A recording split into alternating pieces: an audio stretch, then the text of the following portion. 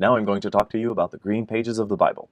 Well, I wrote a book, and it was published in 2011. I wrote it with David Finn, called Les Pages Vertes de la Bible, the green pages of the Bible, which was a great exploration of 74 passages in the Bible that had to do with the environment. They were commented. We related that to some of the environmental issues we're facing today.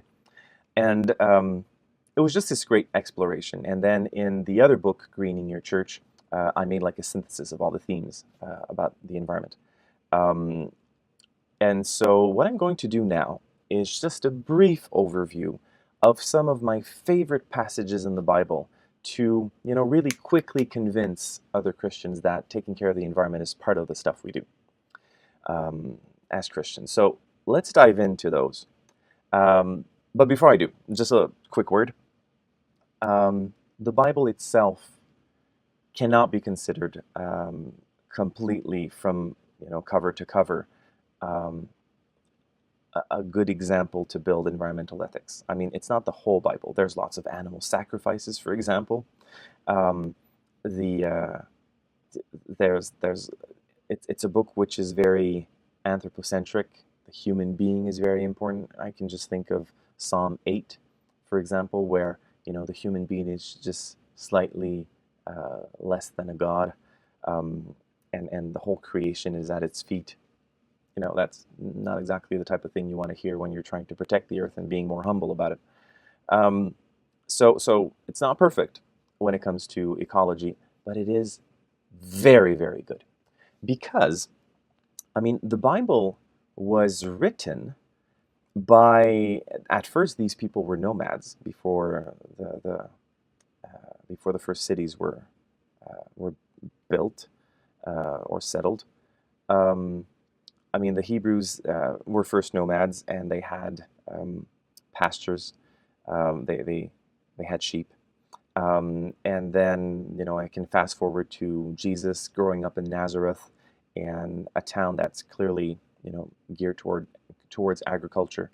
Then the 4 first disciples were fishermen, so obviously in the elements every day, every night. So there's that the Bible was written in a context where people were closer to nature already. So that's a huge advantage. And also, you won't find much in the New Testament because,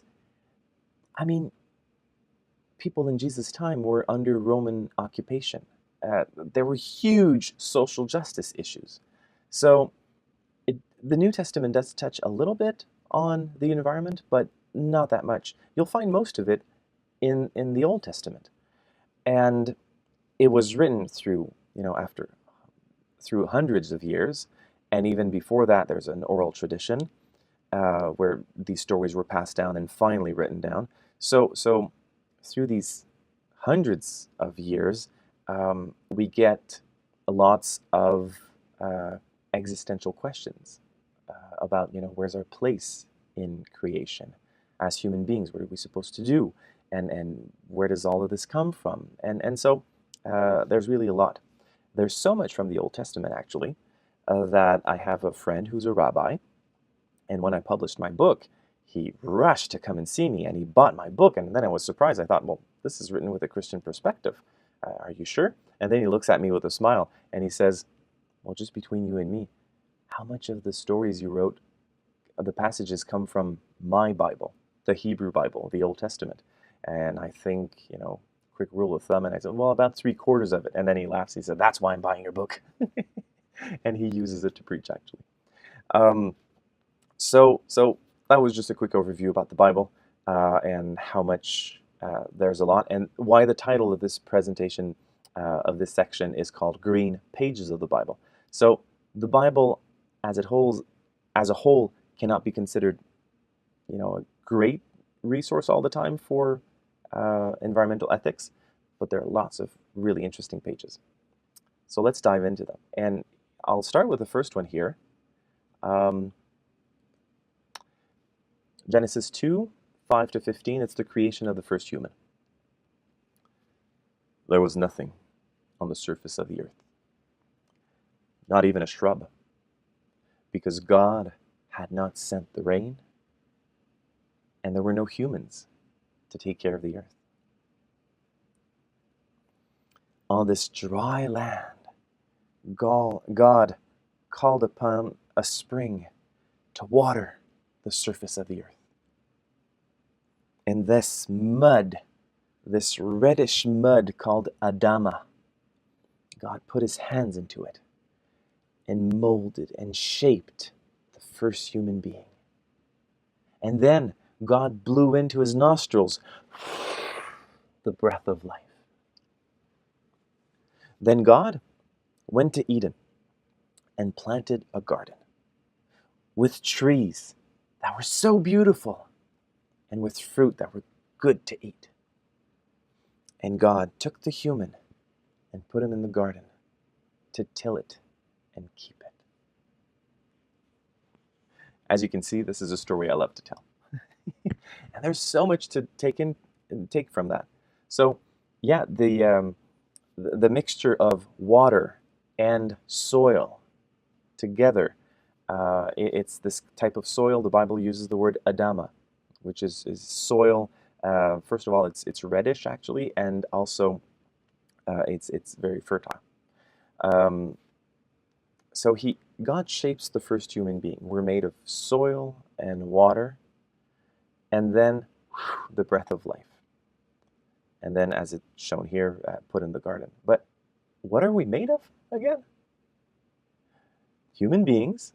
The first human was made of earth, water, and air. So that actually corresponds scientifically quite well. We're made of earth. We're made of the stuff that surrounds us.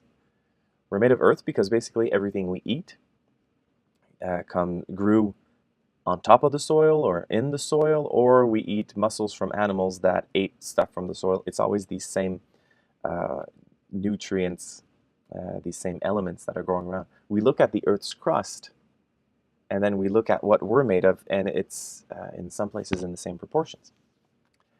We're made of water because about 60 to 80% of our body mass is made of water. Which is kind of interesting because when you look at the planet, about 70% of the surface of the Earth is made of water. And we're also made of air because we have to breathe around 20 to 40 times a minute, and that goes on our whole lives. We know the baby's born when he throws his first cry, and we know someone has passed away after they give their last breath. It's directly related to life. So we are made of the elements that surround us. We can't say there's the environment down there and here I am. No, we are part of the environment. And we have this great story in Genesis, 2nd chapter, that describes exactly that. We are not extraterrestrials coming out of nowhere and put on Earth to have dominion over it. We don't come from, some faraway place. We come from the elements that surround us. It's a great story to really put us into our own environment. Now, the story's not finished because the first human is put in the garden to till it and keep it. Depending on your translation of the Bible, it can even be written to cultivate it and guard it, or there are so many ways to get at it. But you get the gist. This is what it's talking about. And so, what does that mean? When I saw that first verb was to till it, to cultivate, I was quite surprised because every time I imagined the Garden of Eden, I imagined, this great paradise. And in paradise, would I need to work? Of course not. Ask any person who goes in the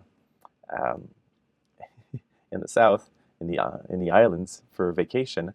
They're going there because they don't want to do any work, and they just, love to be in this tropical setting or on the islands, and everything comes to them, and they're acting like a king. And we get this impression from Adam that that's what he does. He just walks around and says, "Oh, I'd love some grapes," and then plucks some grapes and then eats them. "Oh, I'll go eat an apple," and then takes an apple, and so he's going around. It's not the case. God tells him to till it. So it implies we're going to cut down some trees. See the word till to the right? Going to develop the land. He's going to extract some resources. Okay, he's going to cut down some trees, maybe make a little house. He's going to, maybe if there's too much vegetation, he's going to cut a few things down so there's more light, and then he can choose this fruit or that fruit, these vegetables to be grown in this spot.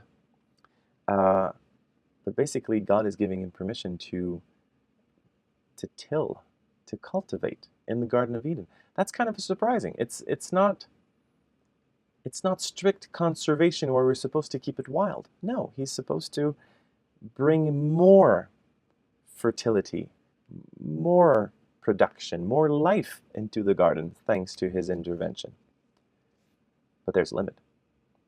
He can't just keep on cutting everything and taking everything he would want. He has to do it in a smart way. So he has to keep the garden. That's the other verb. So what does it mean to keep the Garden of Eden? What does it mean to keep the environment? To be a keeper? Well, it means that it has to last. He has to be able to sustain that. His actions must sustain the life in the garden. Do you see what I'm getting at? Adam has to till the garden and keep it. To keep means it has to be sustainable, and to till it, he's there to develop the garden. Sustainable development. It was right there in the Bible. Genesis 2:15. The great inspiration of sustainable development. Actually, the expression sustainable development happened at the end of the 1980s. It came from all these discussions about how should we be interacting with the environment. And the idea spread. And it's only, recently that we're actually discovering that, hey, this is, one of the first commandments God is giving us. And we should have been listening to this. We as Christians should have told the rest of the world how to act towards the environment. It's sustainable development. It's to till and keep it. So here's another picture to explain sustainable development. It's this balance between social, economic, and the environment. And that way, when you have a project or you're making laws or you're interacting, well, you have that in mind, that we're developing, but in a sustainable fashion, thinking of the economy and the social aspects and the environment. Kind of like juggling. Okay, let's move on. Another part in the Bible, another really cool story, Noah's Ark.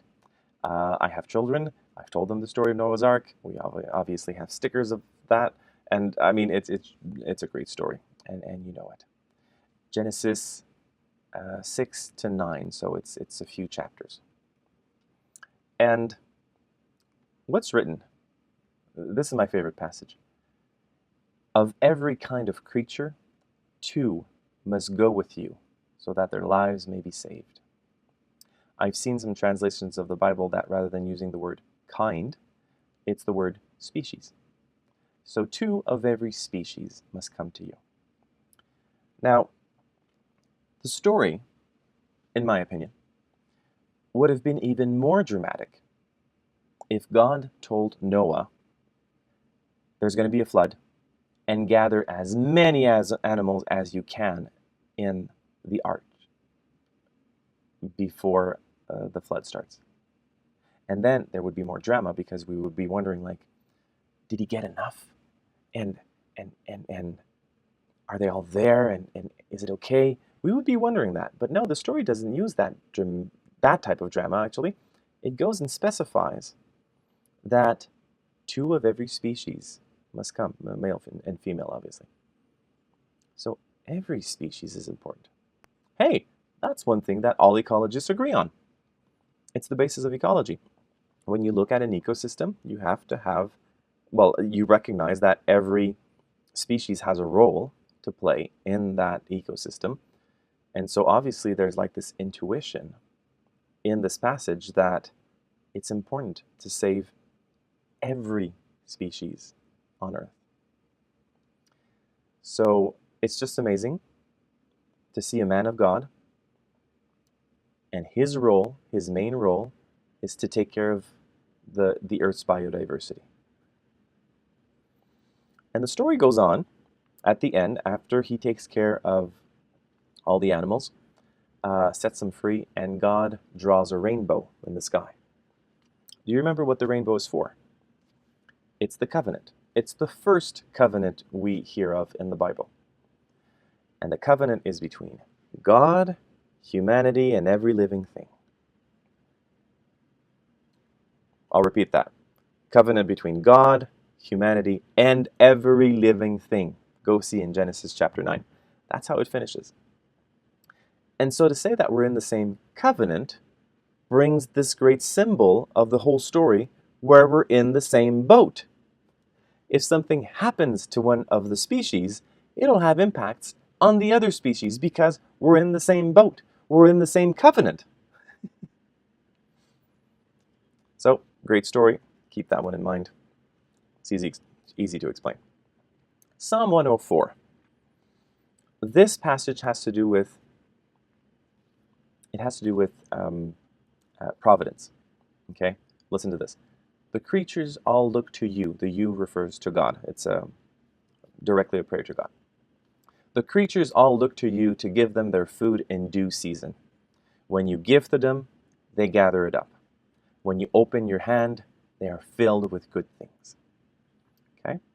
So this idea that there's God, and then there's humans, and God, after creating, gave the responsibility to humans to care or exploit or whatever the other animals. This passage challenges that because it says here that God is constantly providing to the creatures. Okay, I would even say that it's because of ecological balance. There's wisdom in the natural environment.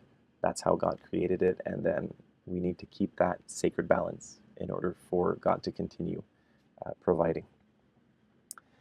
The whole Psalm 104 is worth meditating. Some call it the third story of creation.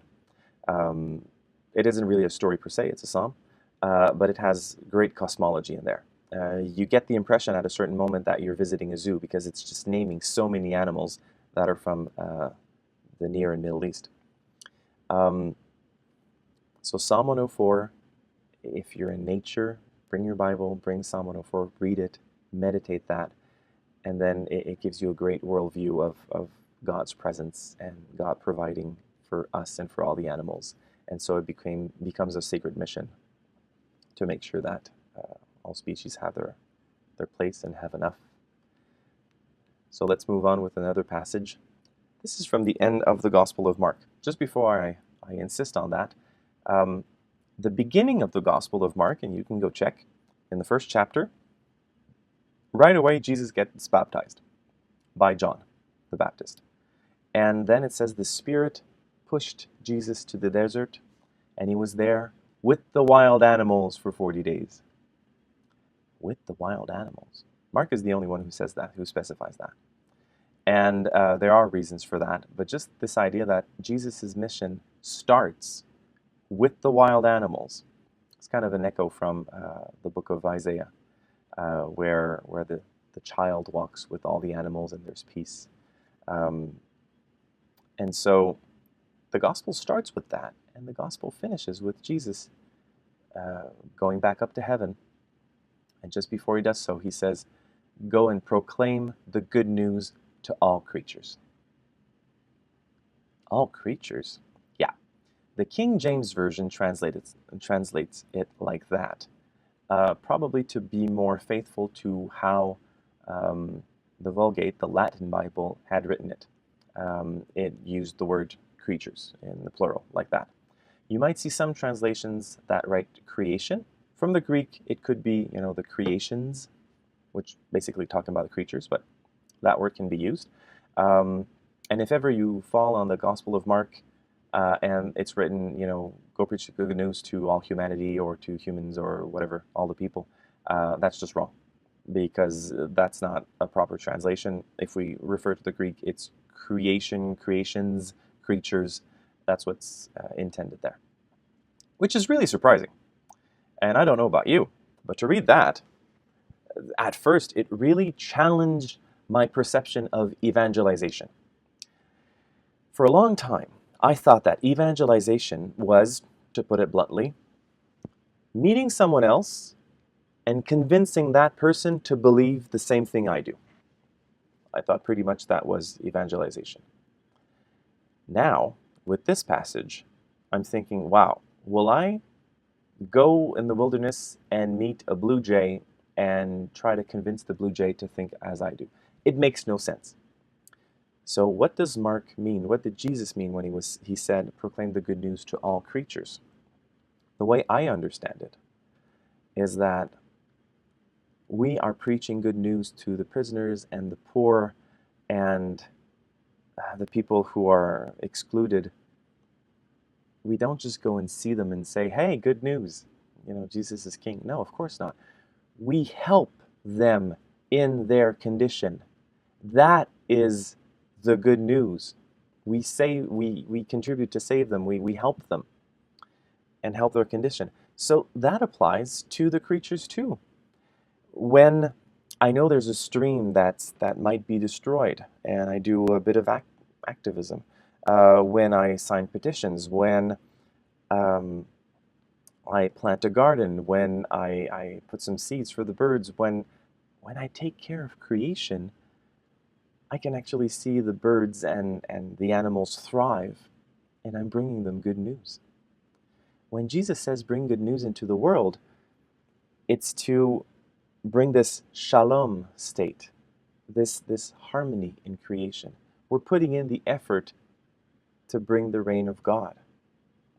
God is coming through us to bring good news to others. So really worth pondering. And now it's from the Epistle to the Romans, chapter 8. Fun fact, Romans 8 is often from the church fathers, a passage that was just skipped. I went to see lots of comments from different church fathers on Romans 8 just to see what was their take on it. And my goodness, they didn't want to talk about that one because they had no idea what it meant. And it's kind of interesting to see that this passage was laying there for hundreds and hundreds of years, 2,000 years practically. And we didn't know how to interpret it. And now, with an ecological crisis, we're like, wow, this makes sense, and it gives me hope. I'll read it, and maybe already it'll give you hope. The creation waits with eager longing for the revealing of the children of God, that the creation itself will be set free from its bondage to decay. The whole creation has been groaning in labor pains until now. So, I was there when my wife gave birth twice to two of our children. And I was there, for hours and hours. And so I have not given birth myself, but I've been very close to my wife who was giving birth. And my goodness, we go through all kinds of emotions during that time. It's just so painful, and just wondering, when will this pain stop? And sometimes we're happy because we know why there's so much pain. New life is going to come out of it. And other times it's just so discouraging because it hurts so much. And the panting and the screaming and the sweat. I mean, it's hard. The whole system is just concentrating on that one task. So, as human beings, it's kind of tough to see creation groaning in labor pains like that. And we ask ourselves all kinds of questions. But as a Christian ecologist, I look at the environmental crisis through this lens of Romans 8. I have hope that creation, that humanity will be even better once we're through this. Will be even better almost because of it. Creation has to go through these labor pains. And humanity is part of creation. So we're all together going through these labor pains. And new life will come out. Anyway, that's my take on it. If you liked hearing about these different passages from the Bible, you should know this is just the tip of the iceberg. It's just the beginning. If ever you can speak French, read French, I do suggest Les Pages Vertes de la Bible. You can read this. Otherwise, there's another course on the Creation Care School about the Bible, where I explore the two stories of creation, Genesis 1, Genesis 2. Then we go through the Old Testament, and there is so much in there, all the different themes that are presented and how they can inspire us for creation care. And then the New Testament, and what's Jesus' take on it, and Paul and John, and there's so much to say. There's really a lot. I could go on for hours and hours, and that's what I do in that course. So you're invited to try that course out. I hope you liked these passages, which are easy to explain to other people, and which you will be able to do in creation care ministry. And just keep on exploring. God's world is wonderful, and the Bible has much to say about it.